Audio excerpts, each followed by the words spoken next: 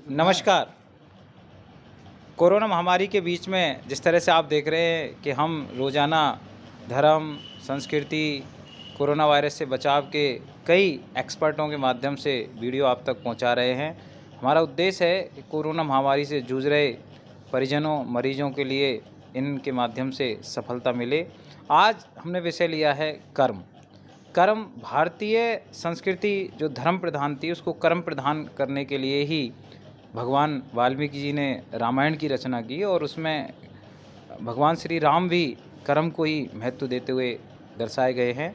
साथ ही साथ आपने महाभारत को देखा होगा। महाभारत में योगीराज भगवान श्री कृष्ण ने संपूर्ण श्रीमद् भागवत गीता को कर्म पर ही आधारित किया है। तो आज का हमारा जो विषय है वो है कर्म है। कर्म प्रधान भारतीय संस्कृति किस तरह से व्यक्ति को आत्मविश्वासी बनाती है, इस पर चर्चा करने के लिए डॉक्टर मनोज जैन हमारे साथ हैं। तो आज सभी लोग इस कर्म प्रधान वीडियो को देखें और दूसरों के लिए शेयर करें ताकि इस कोरोना जैसी महामारी संक्रमण के बीच उन्हें इस वीडियो के माध्यम से कहीं ना कहीं किसी न किसी हद तक लाभ मिले। सम्मानीय डॉक्टर मनोज जी जैन। सभी बंधुओं को मेरा सादर नमस्कार। हम देख रहे हैं कि ये कोरोना महामारी कितना विकराल रूप ले चुकी है। इस कोरोना महामारी के इस विकराल स्वरूप के बीच आज हम जिस विषय को समझेंगे वो है हमारा कर्म। कर्म क्या है? रामायण में कहा है, कर्म प्रधान विश्व करि राखा, जो जस करहि सो तसु फल चाखा। यानी ये विश्व जो है, ये संसार जो है, ये संसार की जो व्यवस्था है वो कर्म प्रधान व्यवस्था है। जो जैसा कर्म करता है उसे उसी के अनुरूप उसका फल प्राप्त होता है। इसलिए ये जो संसार है, जो कुछ भी हम बाहर से प्राप्त करते हैं, सुख और दुख, जो कि अनुकूलता और प्रतिकूलता, वो सब हमारे स्वयं के कर्मों का प्रतिफल ही होता है, न कि किसी के द्वारा, दूसरे के द्वारा दी हुई कोई व्यवस्था है। ये एक ऑटोमेटिक सिस्टम है कि जैसे भौतिक जगत में हर क्रिया की एक प्रतिक्रिया होती है, ऐसे ही आध्यात्मिक जगत में हर कर्म का एक प्रतिफल होता है। आत्मा जैसा कर्म करती है उसका फल उसको मिलता है और उसका फल स्वयं उसको भोगना पड़ता है। स्वयं कर्म करोत्यात्मा स्वयं तत्फल मसुनते, स्वयं भ्रमति संसारे स्वयं तस्मात् विमुच्यते।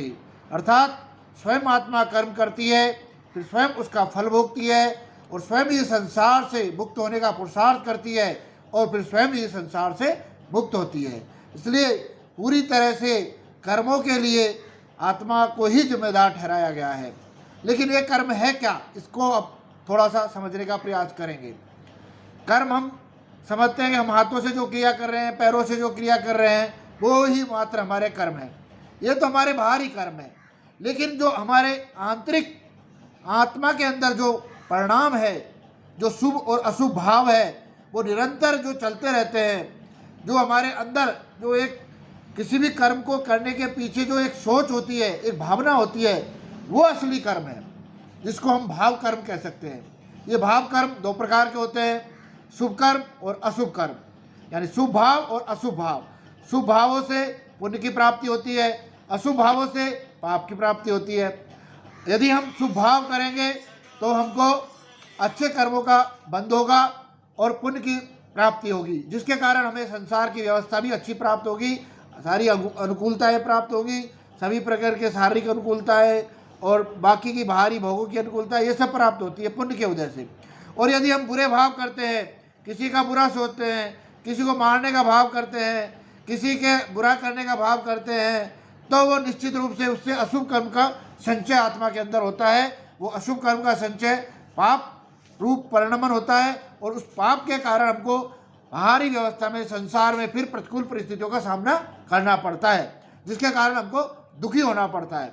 इसलिए इस कोरोना महामारी के काल में जो जीव इस महामारी से संक्रमित है, उन सब के लिए मेरा यही संदेश है कि हम अपने मन में अच्छी से अच्छी भावनाएं भाएं, सर्वे भवन्तु की सुखने की भावना भाएं कि हे प्रभु, इस संसार में सारे जीव सुखी हो, सर्वे भवन्तु सुखिनः सर्वे सन्तु निरामया सर्वे भद्राणि पश्यन्तु माँ कश्चित् दुख भाग भवेत्। इस प्रकार की भावना हम यदि इस महामारी के काल में भाएंगे, हर व्यक्ति इस प्रकार की भावना भाएगा, तो उससे हर व्यक्ति के अंदर, उसकी आत्मा के अंदर पुण्य का संचय होगा और वो पुण्य का संचय इस बीमारी से लड़ने में हमारी मदद करेगा। बाहरी दवाइयाँ और ये सब तो एक तरह से निमित्त है ही, लेकिन इनके साथ यदि हमारा पुण्य नहीं जुड़ा होता है तो ये दवाइयाँ वगैरह भी हमारा कुछ नहीं कर सकती है। क्योंकि एक ही दवाई का हम देखते हैं कि 10 व्यक्तियों को यदि एक ही दवाई दी जाए तो उन पर सबका अलग अलग असर होता है।